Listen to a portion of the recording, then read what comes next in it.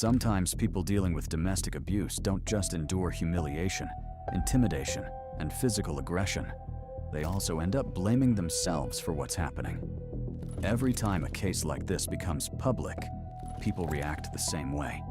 Confusion, outrage, endless questions. Why would someone stay in that kind of relationship? Why not ask for help?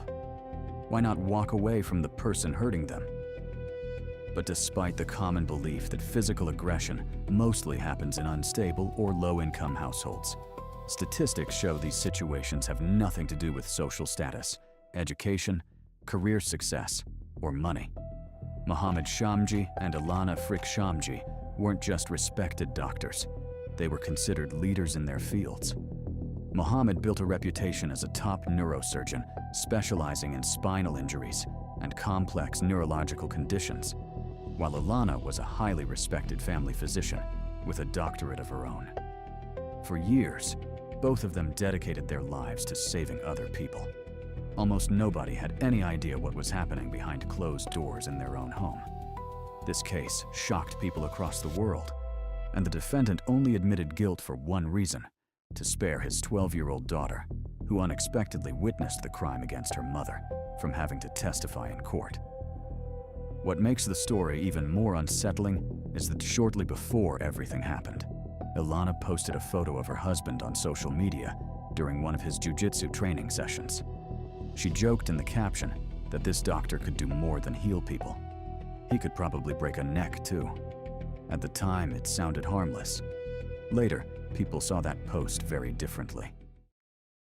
Ilana Christina Frick was born in September of 1977 in Windsor, Ontario, Canada. She was the younger of two daughters born to George and Anna Frick, immigrants from Croatia who moved to North America in the early 70s. Ilana grew up alongside her older sister Caroline, and the two were extremely close from an early age. In fact, Ilana's birth was considered almost miraculous by her parents, because after Anna gave birth to Caroline, she experienced severe medical complications, and doctors believed she would never become pregnant again. George and Anna both worked at a major automotive manufacturing plant, doing everything they could to provide a stable life and a strong education for their daughters. Both sisters did well in school, but Ilana stood out for her discipline and determination. Most of her free time was spent reading, but she also managed to attend dance classes, practice gymnastics, and compete in track and field. While still in middle school, Ilana chose to start working summer jobs to help support her family. She spent summers working in cornfields and learned early on how to manage money carefully. Math and science came naturally to her, and by the time she reached high school, she had already decided she wanted to dedicate her life to medicine and become a doctor. Ilana graduated at the top of her class and was accepted into a prestigious medical university without difficulty. Around that same time, she began dating Matthew Ryan, someone she had known since school and who was now studying in the same program. Their relationship lasted throughout college, but after graduation, Ilana decided to move to Ottawa to continue her medical residency at the university there. Matthew was far less career-driven. He took a position at a local hospital and wasn't interested in continuing his education any further. Ilana and Matthew stayed together long distance for several more years, and their relationship lasted until almost 2002. At one point, they were even planning to get married, but eventually they decided to part ways on good terms. By then, Ilana was completing an internship at one of the country's leading medical clinics and had plans to pursue an advanced academic degree. Matthew, meanwhile, hadn't really moved forward in his career and seemed comfortable staying exactly where he was.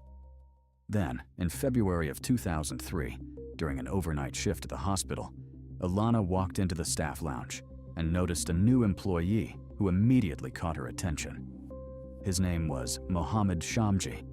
He was only a year older than her and was completing his residency in restorative neurosurgery. Mohammed came from a family deeply rooted in medicine. He was born and raised in Ottawa in the household of renowned surgeon Farid Shamji and his wife Edith, a highly respected psychiatrist. Mohammed's older brother, Ali, was a specialist in medical biophysics. Both brothers graduated from Yale University, and Mohammed later returned to Canada to earn his doctorate at the research-focused University of Western Ontario. Mohammed also noticed the attractive blonde doctor, but at first, he made no effort to approach her. Ilana, on the other hand, was drawn to him almost instantly. She couldn't stop thinking about this tall, dark-haired young doctor and did everything she could to get his attention. Before long, Mohammed asked co-workers for her phone number and finally sent her a message. Looking back, that was really the moment their relationship began. Ilana saw Mohammed as shy and reserved. He rarely took initiative, often seemed uncomfortable during dates, and would abruptly jump from one topic to another in conversation, or sometimes go completely silent. He came across distant and emotionally closed off, but later it became clear that this behavior wasn't just awkwardness or modesty. The truth was, he wasn't all that invested in the relationship from the start. At the time, Mohammed was already seeing another woman, though for some reason, he chose to hide that from Ilana. Once Ilana learned there was someone else, she decided she would still win him over and become the only woman in his life. Their first year together was incredibly unstable. They broke up 3 different times, but each time the relationship restarted because Ilana pushed to make it work again. Her parents knew what was happening and repeatedly encouraged their daughter to walk away from him. But Ilana was persistent and truly believed she had found the love of her life. She constantly spoiled Mohammed with gifts, surprised him with thoughtful gestures, and brought him homemade meals. But Mohammed mostly seemed content with simply being loved.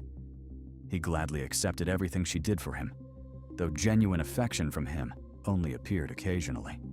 From the outside, the relationship looked painfully one-sided, and Ilana seemed to be falling deeper into an emotional dependence on him.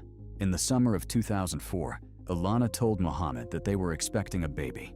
The news caught both of them off guard, and instead of excitement, it brought more anxiety than joy. Still, Mohammed had been raised in a strict and conservative Muslim household, and in his mind, there was only one acceptable path forward. He needed to marry the mother of his future daughter before the baby was born. That September, the couple got married. They held 2 separate ceremonies. The first followed the cultural traditions respected by Mohammed's family, while the second was a more modern celebration with friends at one of Ottawa's trendiest restaurant venues. To everyone around them, they looked happy and deeply in love. Nobody could have imagined that this marriage would become the beginning of a nightmare that would eventually end in tragedy. The newlyweds moved into a large home in one of Ottawa's upscale neighborhoods. Then, in January of 2005, their first daughter, Yasmina, was born. But unfortunately, becoming parents did nothing to strengthen the relationship. Mohammed was completely consumed by his career and his plans for further education, while his wife and newborn daughter were pushed into the background. On top of that, Mohammed openly showed disappointment because he had hoped for a son. After Yasmina's birth, Ilana took maternity leave and became fully focused on caring for her daughter and managing the household. Mohammed clearly resented that. Whenever he came home from work, he would shut himself away in the room he had turned into a private office and barely interacted with either his wife or daughter. Over time, his behavior became increasingly unpredictable and short-tempered. He criticized Ilana's appearance, pointing out the weight she had gained during pregnancy and while caring for Yasmina. He refused to eat the meals she prepared, called her stupid, useless, and constantly chipped away at her confidence. Ilana tried not to tell anyone what was happening inside the house, not even close friends or her parents. But one day, while she was on the phone with her mother, Mohammed came home already irritated and immediately started insulting and blaming her loud enough for Anna to hear everything through the call. Ilana's mother tried to defend her daughter, but Mohammed snapped back, yelling that Ilana was the reason their marriage was falling apart. Anna begged her daughter to file for divorce and leave the man who treated her this way. But Ilana refused. She insisted she loved her husband and believed she could handle everything on her own. What she didn't tell her mother was that by then, Mohammed had already become physically aggressive with her more than once. Eventually, Verbal attacks alone no longer seemed enough for him. By the summer of 2005, the situation completely spiraled out of control. During one explosive argument, Mohammed struck Alana in the face, hard enough to break her nose. That was the moment she finally snapped out of it. Carrying her infant daughter in her arms, Alana fled the house and took shelter with friends. That same day, she filed a police report describing the domestic aggression she had experienced. More importantly, she finally made the decision to file for divorce and leave behind the man she no longer recognized. Unexpectedly, Mohammed began practically begging Alana to come back. He promised her he would never lay a hand on her again, and swore he would never even raise his voice. He kept insisting he would change, telling her that from now on, they would finally have the kind of marriage she had always dreamed about, and that he would learn to control his emotions. Mohammed appeared genuinely remorseful, but there was another reason behind his sudden transformation. At the time, the young neurosurgeon was preparing to apply to Duke University, where he planned to earn his doctorate degree. Any criminal charges or conviction could have destroyed the future of his medical career before it truly began. In reality, Mohammed was mostly worried about himself and his future. But despite that, he managed to convince Alana to withdraw her statements to police and stop the divorce proceedings. More than that, she even agreed to move with him to the United States, to North Carolina, where Mohammed planned to continue his education and complete his doctoral program. Alana's family and friends were honestly stunned by her decision. They couldn't understand why she stayed with a man who treated her this way, or why she withdrew the police complaint. And when she announced that she planned to leave Canada and follow Mohammed to another country, the people closest to her desperately tried to talk her out of it. But Alana refused to change her mind. She was intelligent, educated, ambitious, financially independent, the kind of person who could have built any future she wanted. But the emotional attachment she had to Mohammed turned out to be stronger than logic, stronger than warning signs, stronger than self-preservation. Alana was willing to give up everything just to save a marriage that brought her more pain than happiness. Still, after the move to the United States, things temporarily became calmer. Mohammed was accepted into an elite biomedical engineering program at Duke University, a program so competitive that very few applicants made it in. Around the same time, Alana enrolled in Duke's Graduate School for Public Policy and Healthcare, earning a scholarship that covered her tuition expenses. For a while, it genuinely seemed like the two of them had found common ground again.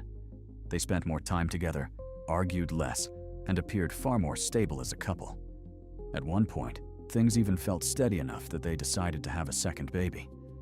Then, in August of 2007, their younger daughter Faiza was born. But once again, Mohammed didn't hide his disappointment because he had been hoping for a son. By the end of the summer in 2009, the family returned to Canada and moved back into their home in Ottawa.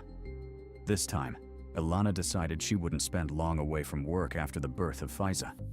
Almost immediately, she accepted a position as a family physician at one of Ottawa's respected hospitals and quickly earned an excellent reputation among both patients and colleagues.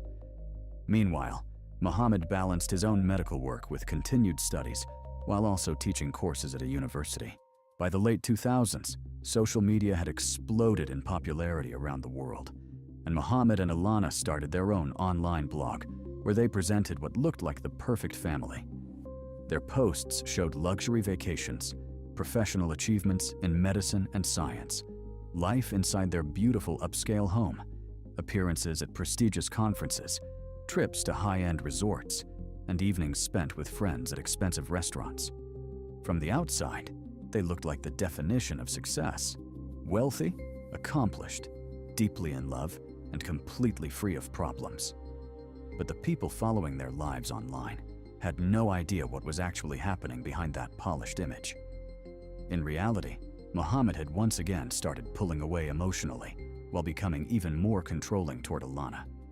He closely monitored who she talked to, what she wore, and even checked her email and social media accounts. He openly criticized her appearance, her style, and the way she raised their daughters and son, while Ilana continued to keep everything to herself. Little by little, Mohammed's irritation and aggression intensified. He was once again yelling at her regularly, but somehow always managed to convince her that every argument and every problem in the marriage was her fault. Then, in 2011, the talented neurosurgeon was offered a prestigious spinal surgery fellowship at one of Calgary's largest medical centers. Mohammed accepted immediately, but this time he moved alone, while the rest of the family stayed behind in Ottawa because Ilana couldn't leave her job. For more than a year, they maintained a long-distance marriage. Then, during one of Mohammed's visits back home, he accidentally left his laptop open on a table. Ilana noticed messages from another woman appearing on his social media account, and the conversations made it obvious there was a romantic relationship between them. When she confronted Mohammed directly, he didn't deny it. Instead, he admitted he had been having an affair. For Ilana, it was another devastating emotional blow. Once again, she seriously considered divorcing her cold and unfaithful husband, and this time, her family was convinced she would finally leave him for good. But to everyone's surprise, Ilana gave the marriage yet another last chance. Mohammed promised he would end the relationship with the other woman and insisted they could start over completely fresh in Toronto, where he had just been offered a prestigious and extremely well-paid position. Not long after the move, Mohammed started talking again about how badly he still wanted a son. He suggested they try for another baby. Ilana agreed, hoping that maybe expanding the family would finally bring stability to their marriage. Then, in October of 2013, their long-awaited son Marius was born. Mohammed was thrilled to finally have the son he always wanted, but unfortunately, his attitude toward Ilana barely changed at all. Over the next several years, Mohammed became completely absorbed in his medical career and officially established himself as a certified neurosurgeon. He built a reputation as a brilliant specialist, willing to take on the most difficult and seemingly hopeless cases that many other doctors refused to touch. Ilana, meanwhile, was advancing in her own career as well, and eventually became a delegate for the Ontario Medical Association. But before long, the tension between Mohammed and Ilana started building again. This time, it wasn't limited to insults or cruel arguments. Mohammed once again became physically aggressive toward the mother of his daughters and son. During a family trip to a ski resort, Ilana ended up with a deep cut on her arm that required stitches at a hospital. She also had several other visible injuries across her body, but she insisted to everyone that she had simply gotten hurt while skiing. Later, after they returned home, Ilana finally admitted the truth to her best friend. She confessed that every one of those injuries had actually been caused by Mohammed during another explosive argument. The fight started after Ilana discovered he was involved in yet another affair, this time with a coworker. She had overheard part of one of his phone conversations with the other woman, and when she confronted him and demanded an explanation, Mohammed attacked her. After hearing the story, Ilana's friend once again urged her to get divorced, but when Ilana hesitated, her friend jokingly suggested that maybe she should start seeing someone else too, just to get back at him. The two women laughed about it in the moment, but it's possible that Ilana seriously considered the idea afterward as a way to finally hurt the man who had spent years hurting her emotionally. The summer of 2016 became one of the hardest periods in their marriage. While the older daughters were away at camp and little Marius was staying with his maternal grandparents, the relationship between Mohammed and Ilana completely fell apart. In early September, the couple publicly celebrated their 12th wedding anniversary online, posting smiling photos and affectionate messages on social media. But just 1 week later, they were openly discussing divorce. Mohammed flat out refused to agree to it, because from his perspective, the arrangement still worked perfectly for him. Ilana, emotionally exhausted and desperate for some sense of happiness, eventually began a relationship with a coworker who had shown interest in her for a long time. She threw herself completely into the new romance, finally experiencing attention, affection, and emotional warmth she hadn't felt in years. For the first time in a long while, Ilana felt wanted and appreciated again. Then, on November 25th, 2016, another major argument exploded inside the house after Ilana told Mohammed that divorce was now unavoidable. The following day, she met with a divorce attorney and later flew out of town for a 3-day medical conference. Throughout the entire trip, Mohammed repeatedly messaged her, begging her to reconsider and keep the family together, at least for the sake of their daughters and son. On November 30th, Ilana returned home and made what would become her final phone call to her parents. There was obvious anxiety in her voice, but she kept insisting everything was fine. Later, investigators discovered that sometime that same evening, Ilana attempted to contact emergency services, but apparently, in a state of panic, she dialed one incorrect number. That single mistake would turn out to be fatal. The next day, December 1st, Anna tried repeatedly to reach her daughter, but got no response. Eventually, she called Mohammed to ask what was going on. Calmly and without emotion, he told her that Ilana had packed a suitcase in the middle of the night and run off with another man, abandoning him and the family. But Ilana's parents immediately knew something was wrong. They refused to believe their daughter would ever walk away from Yasmina, Faiza, and little Marius like that. They contacted one of Ilana's close friends, who lived nearby, and asked her to quietly keep an eye on the house. At the same time, they booked the earliest possible flight to Toronto and filed a missing person report with police. Ilana's friend reported that her car was still sitting in the driveway, and that detail only made the family even more alarmed. When her parents arrived at the house, nothing immediately looked suspicious. Meanwhile, Mohammed seemed irritated more than concerned. He kept insisting they had overreacted by contacting police and claimed Ilana was probably with the man she had been seeing. Earlier that same day, he had told investigators the exact same story when officers first came to the house after the missing person report was filed. Then, early on the morning of December 2nd, a man walking his dog near a river, roughly 25 miles from the Shamji family home, noticed a large suitcase lying near the base of a bridge. At first, he planned to ignore it and keep walking, but curiosity got the better of him, especially because the suitcase looked almost brand new. The moment he opened it, he froze in horror. Inside was the lifeless body of a blonde woman. The witness immediately contacted emergency services. The suitcase and the woman's body were transported to the medical examiner's office for identification and further investigation into the cause and circumstances surrounding her death. Identifying her turned out to be painfully easy because the person responsible hadn't even bothered removing the airline baggage tag still attached to the suitcase from Ilana's recent conference trip.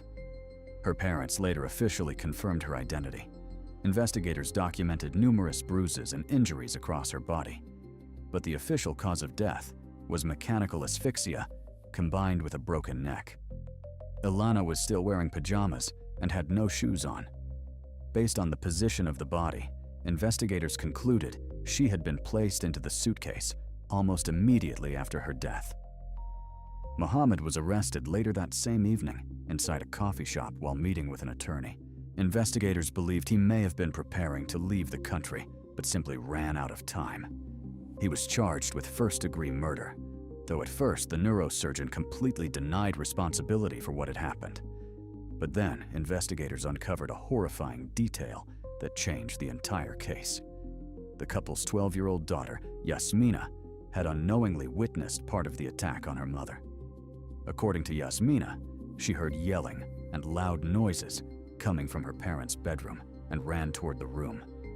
When she cracked the door open, she saw her father kneeling beside the bed. Her mother was apparently on the floor at that moment, but from where Yasmina stood in the doorway, she couldn't actually see her. Mohammed immediately shouted at his daughter, ordering her to leave the room, close the door, and go back to bed. The next morning, he told the girls that their mother had left the house. Yasmina understood something terrible had happened that night, but because of her age, she never imagined her own father had taken her mother's life. Eventually, to spare Yasmina from having to testify in court, Mohammed decided to confess and explain what happened that night. According to his statement, the argument began over Ilana's affair and her plans to divorce him. Mohammed claimed he never intended to seriously harm her and insisted everything happened in the heat of the moment. The fight escalated physically. Ilana tried to contact police, but before she could complete the call, Mohammed knocked the phone out of her hand. She started screaming, and Mohammed struck her several times in the face before forcing her to the floor and placing his hands around her throat. It was during that moment that Yasmina entered the room, though the bed blocked her view of what was really happening. When Mohammed realized Ilana was no longer breathing, he tried to revive her, but it was already too late. In the middle of the struggle, he had inflicted catastrophic injuries, including a broken neck. Panic set in almost immediately. Mohammed then pulled out a large suitcase, placed Ilana's body inside, loaded it into the trunk of his car, and spent the next several hours driving aimlessly around the city, apparently unsure of what to do next. At some point, he stopped at a small bridge over a river and decided to throw the suitcase into the water, believing the current would carry it far away and that nobody would ever find it. But in the darkness, he failed to notice that the suitcase immediately drifted against the bridge foundation and became lodged there. Then, in the fall of 2017, while court proceedings against the disgraced surgeon were still ongoing, another major scandal erupted, this time involving Mohammed's father, Farid Shamji. During public comments about the case, Farid made harsh and deeply controversial remarks about his late daughter-in-law. He attempted to justify his son's actions by claiming Ilana's affair had provoked the confrontation. Those statements caused widespread outrage, and Farid himself came under investigation. Eventually, his medical license was revoked as well. It wasn't until April of 2019 that Mohammed was officially convicted of second-degree murder and sentenced to life in prison. However, under Canadian law, he became eligible to apply for parole after 14 years. Considering the time he had already spent behind bars awaiting trial, it means he could potentially be released as early as 2030. At the same time, Mohammed permanently lost the right to contact Yasmina, Faiza, and Marius, as well as Ilana's parents. The court also ordered him to pay substantial financial compensation to the family. In addition, he was stripped of his medical license forever, permanently banned from practicing medicine or teaching in any medical field again. Today, Ilana's daughters and son are being raised by her parents, who stepped in after losing their daughter far too soon.